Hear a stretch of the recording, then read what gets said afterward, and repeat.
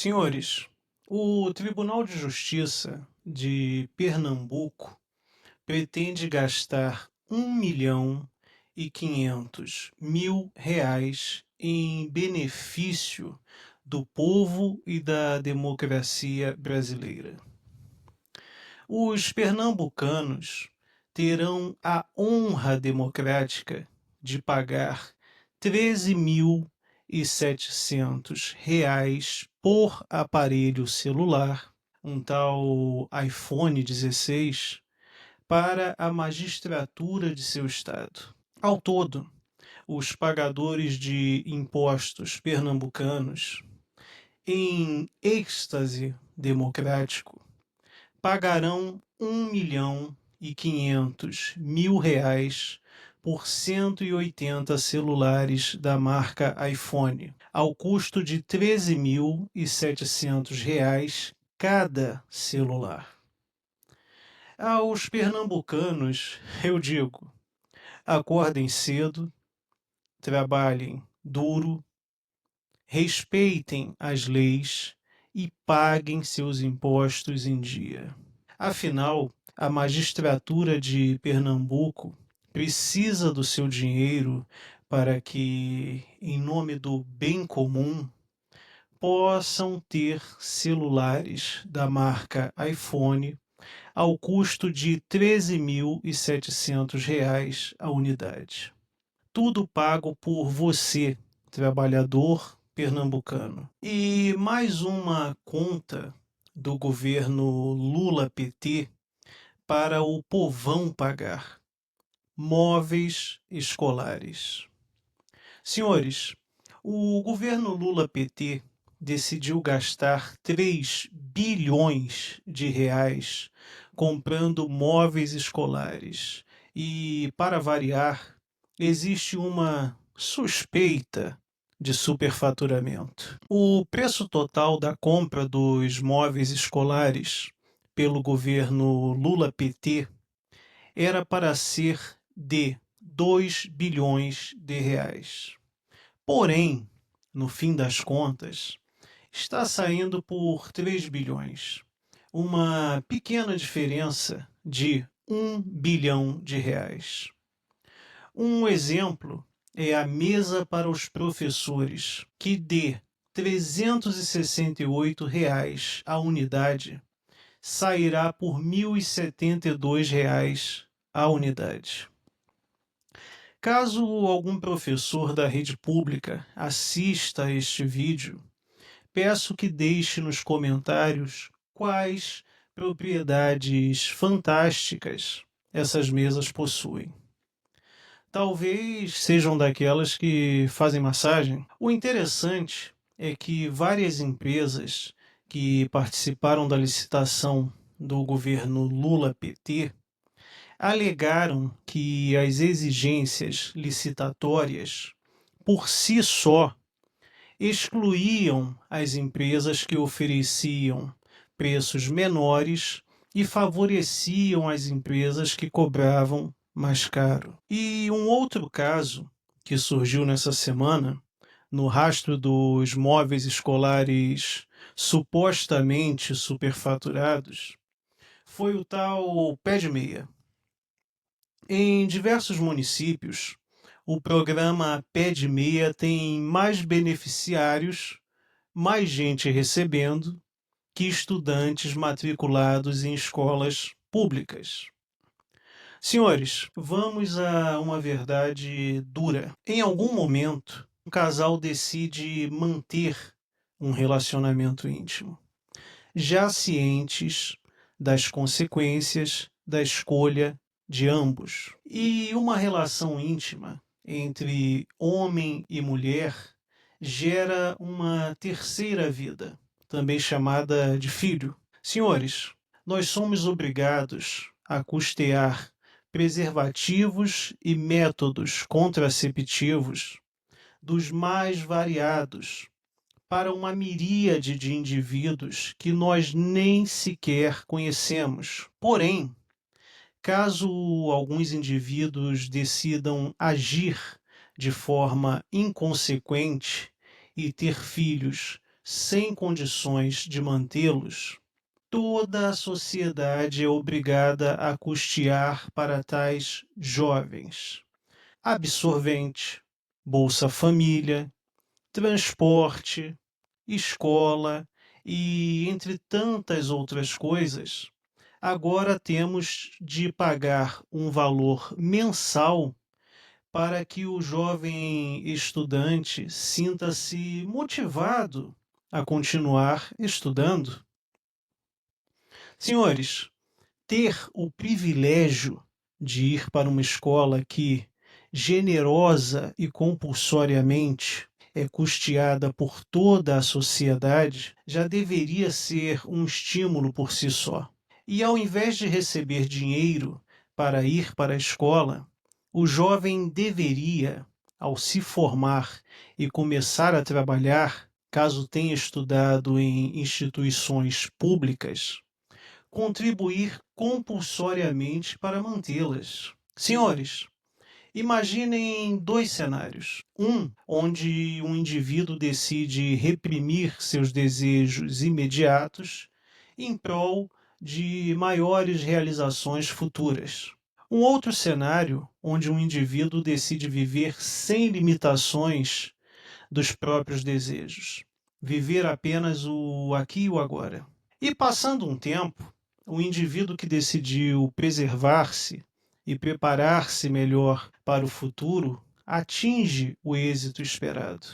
E o segundo indivíduo, que voluntariamente decidiu viver de forma inconsequente, colhe os frutos de suas péssimas escolhas.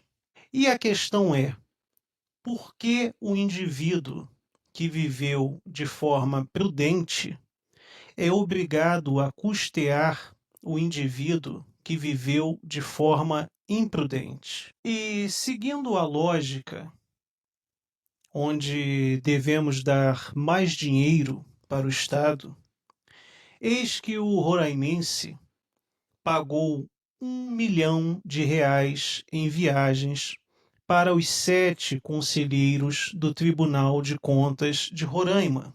O senhor, que trabalha arduamente e que vive em Roraima, teve o privilégio democrático de custear viagens nacionais e internacionais para os 7 conselheiros do Tribunal de Contas de Roraima.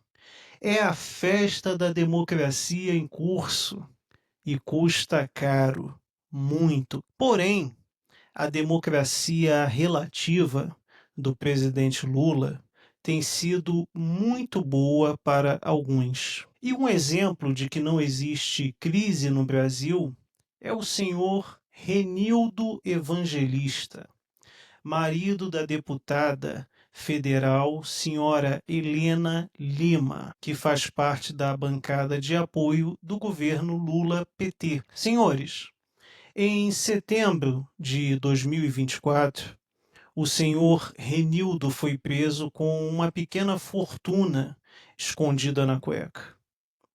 Posteriormente, a justiça decidiu que a origem do dinheiro era lícita e que cada um enfia o dinheiro que tem onde bem entender, depois de descontados os impostos, é claro. E, misteriosamente, desde que sua esposa foi eleita deputada federal e tornou-se base de apoio do governo Lula-PT, a empresa aérea do senhor Renildo ganhou diversos contratos milionários com o governo Lula-PT. Saíram dos cofres públicos a quantia de 610 milhões de reais para a empresa aérea do senhor Renildo e de sua esposa, a deputada federal senhora Helena Lima. Some-se a verba de 610 milhões de reais, as isenções fiscais e verbas parlamentares destinadas para a tal empresa aérea. Isso é a verdadeira transferência de renda, o dinheiro sai do pobre e cai na conta do rico. Senhores, neste vídeo nós falamos sobre a compra de celulares de R$ 13.000 a unidade para magistrados. Mais de R$ 1 milhão em viagens pagos pelo povo em 2024 para 7 conselheiros de um tribunal de contas. Falamos do suposto superfaturamento de R$ 1 bilhão na compra de móveis escolares pelo governo Lula. Falamos do sucesso meteórico da empresa aérea de uma deputada federal da base do governo e seu marido, onde receberam mais de R$ 610 milhões do governo Lula. A população deveria estar indignada ao assistir este vídeo e tomar conhecimento de tantas suspeitas de ilícitos. Porém, uma pequena parcela da população brasileira apoia a injustiça que é feita contra a senhora Adalgisa Maria, uma idosa de 65 anos e uma das presas políticas do 8 de janeiro. A senhora Adalgisa Maria é mais uma Maria brasileira que passou a vida trabalhando, ajudando e sendo ajudada, e pagando uma fortuna em impostos, sabe-se lá para quê. Porém, como boa parte da população brasileira, a senhora Adalgisa Maria percebeu que quanto mais trabalhava, menos dinheiro tinha e mais privilégios bancava para burocratas, políticos e amigos do rei. A senhora Adalgisa Maria cometeu o grave crime de indignar-se com o fato de ser obrigada a custear os luxos da nobreza, enquanto vivia de forma humilde e simples, quase beirando a carestia, como boa parte dos brasileiros. A senhora Adalgisa Maria, do alto dos seus 65 anos, lembra bem o que foram os governos Lula e Dilma. E, como qualquer indivíduo lúcido, sabia que o retorno do senhor Luiz Inácio Lula da Silva ao poder era a coroação da impunidade e o triunfo da imoralidade.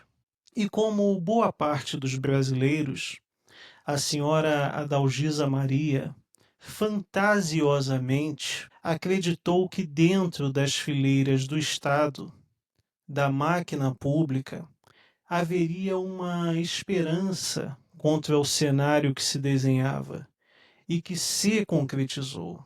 E hoje, a senhora Adalgisa Maria, uma idosa de 65 anos, com todos os problemas de saúde que uma pessoa pobre e idosa enfrenta no Brasil, encontra-se presa e condenada a 14 anos de prisão por tentativa de abolição de um tal Estado democrático de direito. Ao contrário do presidente Lula e dos ministros do STF, a senhora Adalgisa Maria não tem acesso aos melhores hospitais privados do Brasil.